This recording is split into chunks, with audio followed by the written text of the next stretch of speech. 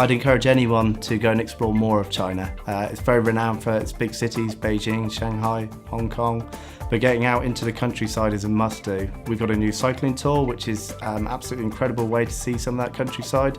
Going down to Yangzhou at the rice terraces, then going up to Chengdu, visiting the pandas. Everyone wants to hug a baby panda. And then also going into Yunnan and seeing some of the fantastic landscape around that region. In Japan, there's so many regions to go and visit. I've been fortunate to do quite a lot of them, but I'd certainly put the snow monkeys on there, which is an incredible thing to visit and experience. And then in Myanmar, I've done trekking before in the Shan state, but I would encourage people to look at areas in the Chin state now, which is very much undeveloped.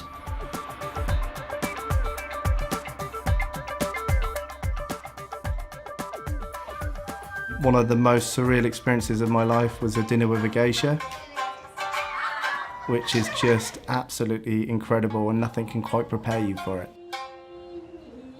It's something that everyone should do when they're in Japan. And then there's new areas opening up all the time. So the bullet train has recently moved into Kanazawa. It's only an hour's trip now from Tokyo.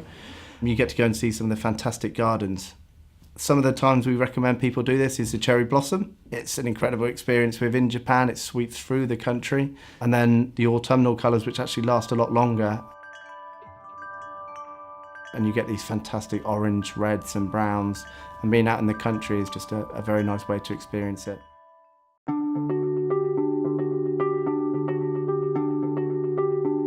If you're travelling to Myanmar, I recommend everyone stays on the Sanctuary Ananda cruise, which goes up the Irrawaddy River. You can do 3, 4 or 7 night cruises.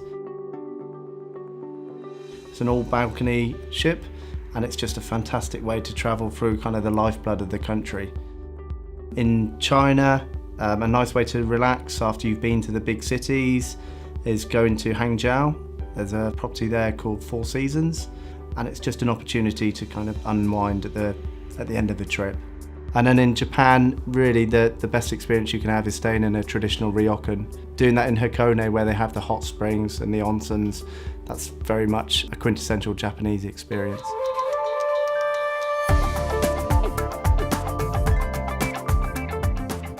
We've been in this region for a very long time. In Myanmar specifically, there's been a big boom over the last few years. We've actually had our own office there for nearly 20 years now, opening doors that other people can't open. We've got some of the best guides that work with A&K within this region. In Japan, we take a specific time over everyone's individual itineraries because everyone wants something different, and there's so many different options that you can do in Japan. In China, it's a country that is very different. Not a lot of people speak English over there, so we've got our own guides that really bring the country to life and make sure that we're offering the client a different option, the flexibility of seeing what they want to see in the country.